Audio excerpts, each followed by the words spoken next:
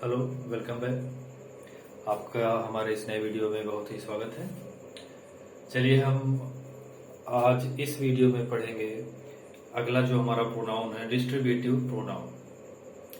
Distributive pronoun का हिंदी क्या होता है और उसका प्रयोग कहाँ कहाँ करते हैं, हम इसमें ये जानेंगे। ठीक है, तो डिस्ट्रीब्यूटिव प्रोनाउन का हिंदी क्या होता है? विभाग सूचक सर्वनाम। डिस्ट्रीब्यूटिव प्रोनाउन का हिंदी क्या होता है? विभाग सूचक सर्वनाम। अब इसकी डेफिनेशन क्या है? इसकी डेफिनेशन क्या है? जब एक वाक्य में दो या दो से अधिक सब्जेक्ट होते हैं और उन सब्जेक्ट को प्रत्येक की तरफ इशारा किया जाता है, प्रत्येक को अलग अलग किया जाता है, तो वो जो अलग अलग करने वाला शब्द या इशारा करने वाला शब्द होता है उसको डिस्ट्रीब्यूटिव प्रोनाउन कहा जाता है, मतलब विभाग सूचक सर्वनाम। ठीक है, तो यह है डिस्ट्रीब्यूटिव प्रोनाउन की डेफिनेशन। क्या है मैं फिर से आपको बता दे रहा हूं कि यदि कोई एक वाक्य है, एकदम मतलब सिंपल तरह से, यदि कोई वाक्य है उसमें दो या दो से अधिक सब्जेक्ट है और कुछ उनमें शब्द का प्रयोग किया गया, मतलब उस वाक्य में कुछ शब्दों का प्रयोग किया गया है जिससे वो जो दो सब्जेक्ट है या दो से अधिक है सबकी तरफ इशारा किया जा रहा है या सबको अलग अलग किया जा रहा है, तो उस शब्द को, जो अलग अलग करने वाला शब्द है, उसी को डिस्ट्रीब्यूटिव प्रोनाउन कहा जाता है। ठीक है, या इस तरह से भी कह सकते हैं कि डिस्ट्रीब्यूटिव प्रोनाउन की परिभाषा क्या होती है कि जिस शब्द से प्रत्येक को इंगित किया जाता है, प्रत्येक को इंडिकेट किया जाता है, या किसी वाक्य में से प्रत्येक को इंडिकेट किया जाता है, तो उस शब्द को डिस्ट्रीब्यूटिव प्रोनाउन कहा जाता है। ठीक है, तो अब चलिए हम ये देखते हैं कि डिस्ट्रीब्यूटिव प्रोनाउन कौन कौन से होते हैं। तो अभी यहाँ पर डिस्ट्रीब्यूटिव प्रोनाउन हम लिखे हुए हैं कुछ, देखिए। पहला इज है, each, either, neither, anyone, both, one, none, all. ठीक है, तो ये जो है डिस्ट्रीब्यूटिव प्रोनाउन है। तो अब चलिए हम इसका एक एक प्रयोग करके देखते हैं कि इसका प्रयोग किस तरह से हम करते हैं। ठीक है, तो डिस्ट्रीब्यूटिव प्रोनाउन का जो ये प्रयोग है ये सिर्फ यहीं तक सीमित नहीं है, इसका प्रयोग राइटिंग में भी आता है, स्पीकिंग में भी इसका प्रयोग कर सकते हैं, और जितने भी एग्जाम वन डे होते हैं उसमें डिस्ट्रीब्यूटिव प्रोनाउन का 4-5 क्वेश्चन आता अवश्य है, और ये आया था पिछले एग्जाम में भी, इसका क्वेश्चन आया था। ठीक है, तो अभी इज को हम देखते हैं कि इज का प्रयोग कैसे, किस तरह से किया जाता है। ठीक है, तो अच्छा, अब इज का हिंदी क्या होता है? इज का हिंदी क्या होता है? प्रत्येक। इज का हिंदी क्या होता है? प्रत्येक। प्रत्येक का मतलब हम बता देते हैं हर एक मतलब सभी।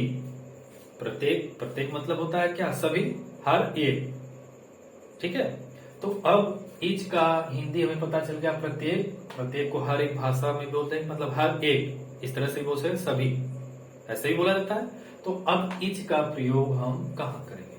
जैसा कि अभी डिस्ट्रीब्यूटिव प्रोनाउन की डेफिनेशन क्या बताई गई है कि दो हो या दो से अधिक हो,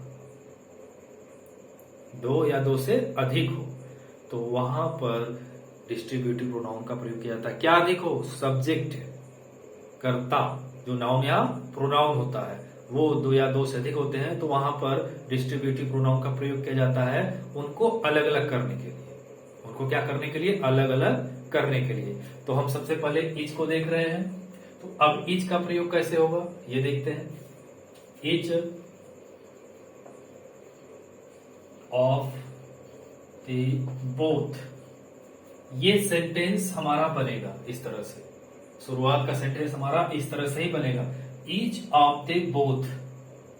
ठीक है, अभी बोले ना दो, तो दोनों में से प्रत्येक। अब इसके आगे हम डैश दे रहे हैं, इसके आगे हम कुछ भी सेंटेंस बना के लिख सकते हैं, कोई भी नाउन या प्रोनाउन लिखेंगे और उसके आगे उसके अकॉर्डिंग वर्ब और ऑब्जेक्ट ये लगा के लिख सकते हैं। ठीक है, तो अब जैसे ईच ऑफ द बोथ, यहां पर हम जैसे एग्जाम्पल में बॉयज लिख रहे हैं, each of the both boys is playing cricket, playing cricket. अभी इसका हिंदी क्या है देखिए, each of the both boys is playing cricket, दोनों लड़कों में से प्रत्येक क्रिकेट खेल रहे हैं, मतलब हर एक लड़का क्रिकेट खेल रहा है। ठीक है, इसका हिंदी क्या है, each of the both boys, दोनों लड़कों में से प्रत्येक लड़के इज प्लेइंग क्रिकेट, क्रिकेट खेल रहे हैं। ठीक है, तो अब जैसे ये सेंटेंस हम बनाए हैं, आपको एक डाउट होगा कि यहां पर बॉयज लिखा हुआ है। ठीक है, तो अब यहां पर जो ये वर्ब इज हमने लगाया है, तो ये सिंगुलर क्यों हो गया, ये भी हम आपको क्लियर कर दे रहे हैं कि इस सेंटेंस को एक बार फिर से पढ़िएगा। क्या है कि each of the both boys, both boys दोनों लड़कों में से प्रत्येक, ईच मतलब प्रत्येक को कहा जा रहा है, ये नहीं कहा जाएगा दोनों, ये बोला जा रहा है कि प्रत्येक, हर एक। यहां पर बात क्या हो रही है, हर एक लड़के की, एक एक की, यही हो रहा है ना, तो एक एक की बात हो रही है, तो इसीलिए यहां पर इज का प्रयोग किया गया है। जब एक की बात हो रही है तो उसका मतलब वो सिंगुलर में आएगा, तो जब सिंगुलर है तो उसके साथ सिंगुलर क्रिया का भी प्रयोग किया जाएगा। तो each of the both boys is playing cricket, दोनों लड़कों में से प्रत्येक लड़का क्रिकेट खेल रहा है। ठीक है, इसी तरह से हम दूसरी तरह से सेंटेंस बना सकते हैं, जैसे ईच ऑफ द बोथ में will come, each of the both में दोनों आदमी में से प्रत्येक आदमी विल कम आएंगे, ईच ऑफ द बोथ में, यहां पे देखिए मेन, मैन जो होता है सिंगुलर होता है और सिंगुलर का प्लूरल क्या होता है, मेन, तो यहां पर ये मेन हो गया। तो अब ये प्लूरल में आता है, विल जो है प्लूरल में आता है, तो इसलिए यहां मेन के साथ इसका प्रयोग किया गया है। ठीक है, नहीं सॉरी, सिंगुलर में आता है, सॉरी। तो अब जैसे यहां मेन आदमी की बात हो गई, तो अब यहां पर ये सिंगुलर वर्ब का प्रयोग किया गया है। तो अब जैसे each of the both man, दोनों आदमियों में से प्रत्येक आदमी विल कम आएंगे। ठीक है, तो सेम चीज यहां पे जो लागू हुई है वही चीज यहां पर भी लागू हुई है। ठीक है, क्या कि यहां पर मेन प्लूरल में है, किसमें है, प्लूरल में है, लेकिन बात यहां पर प्रत्येक आदमी की हो रही है, प्रत्येक आदमी की हो रही है, तो इसीलिए सिंगुलर वर्ब का प्रयोग किया जाएगा। ठीक है, सिंगुलर वर्ब का प्रयोग किया जाएगा, जैसा कि यहां पे भी है। ठीक है, तो जब प्रत्येक की बात हो रही है तो वहां पर सिंगुलर आ गया, तो सिंगुलर सब्जेक्ट आएगा, तो सिंगुलर वर्ब का प्रयोग होगा। ठीक है, तो ये था हमारा इज का प्रयोग। बात समझ में आई, इज का प्रयोग कहां करते हैं, प्रत्येक के लिए। ठीक है, क्लियर हुआ। चलिए अब आगे पढ़ते हैं, दूसरा जो हमारा है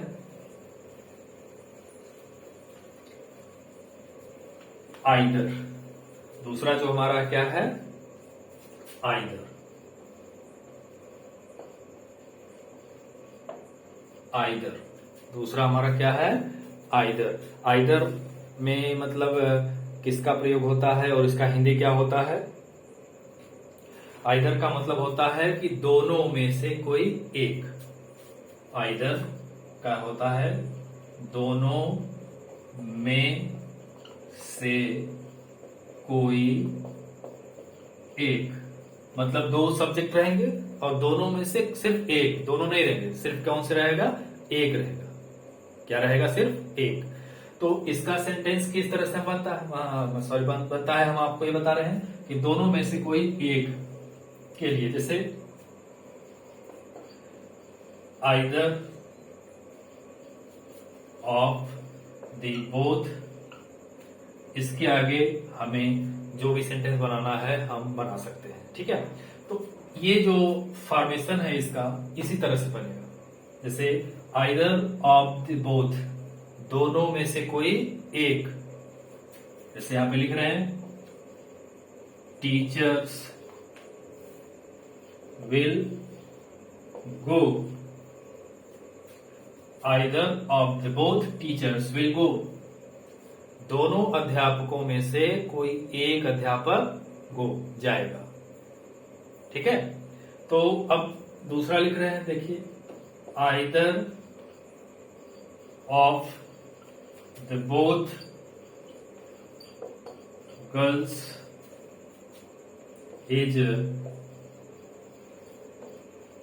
telling a lie, either of the both girls is telling a lie, दोनों लड़कियों में से कोई एक लड़की झूठ बोल रही है। ठीक है, दोनों लड़कियों में से कोई एक लड़की झूठ बोल रही है। ऊपर वाले में क्या है हिंदी इसका, either of the both teachers, दोनों अध्यापकों में से, विल गो, एक अध्यापक जाएगा। इसका हिंदी क्या है, either of the both girls is telling a lie, दोनों लड़कियों में से, दोनों लड़कियों में से कोई एक लड़की झूठ बोल रही है।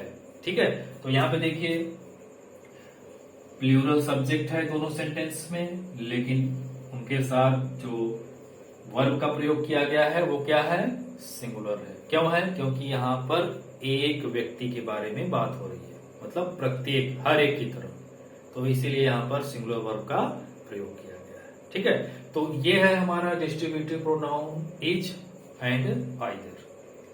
आगे का जो डिस्ट्रीब्यूटिव प्रोनाउन है हम अपने अगले वीडियो में पढ़ाएंगे।